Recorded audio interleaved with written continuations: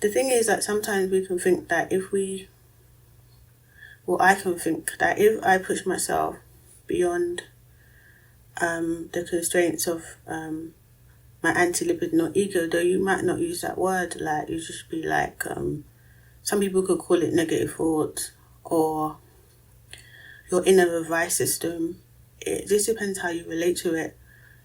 I could think that if I push myself beyond that, not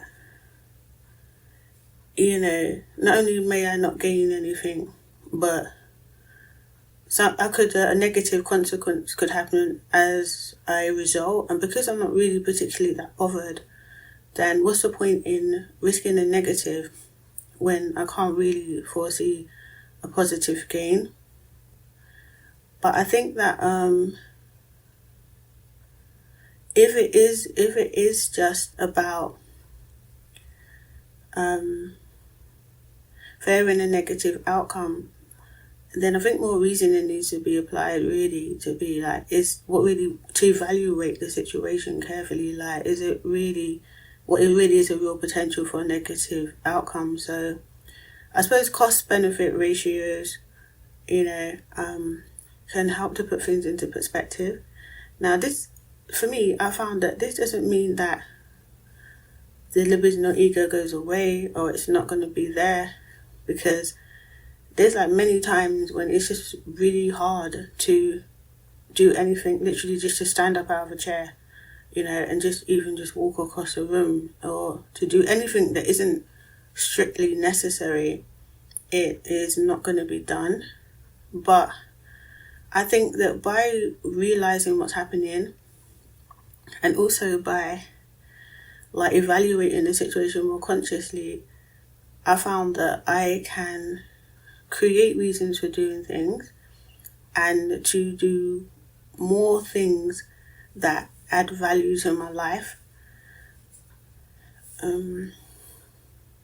It's a tricky subject and it runs deep, and it's going to be kind of different for everyone.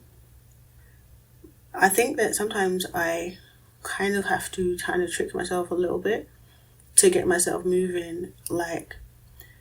And by tricking myself, I don't mean out and out lying to myself, but sometimes maybe creating rewards that aren't necessarily obvious, or they could be kind of real. Sometimes the rewards are real.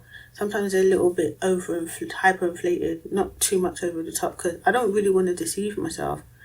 But to look for the positives, really, or the potential positives, or the potential good that can come by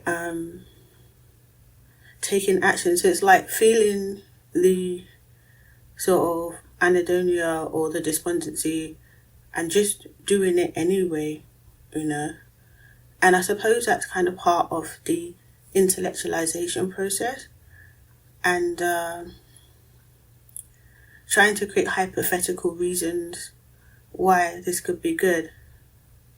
Really, it's about convincing myself, because other people can't convince me. It's like I'm not really up to being persuaded or manipulated by other people's views.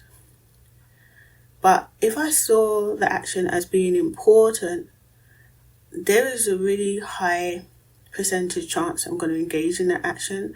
So important is a big deal. So it's about being able to see it as important without, making up, using too much creativity to create importance where it's not there.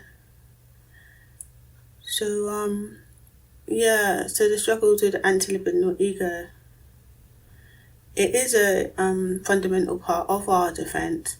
As I said, at one point it served an important purpose for us, when we were in a position where maybe we were more vulnerable and not able to deal with occurrences in the outside world that might have felt threatening or overwhelming to us.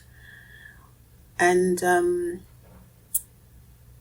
but it hangs around, and I think it might always be there, but learning to work with it, I think, can make a difference.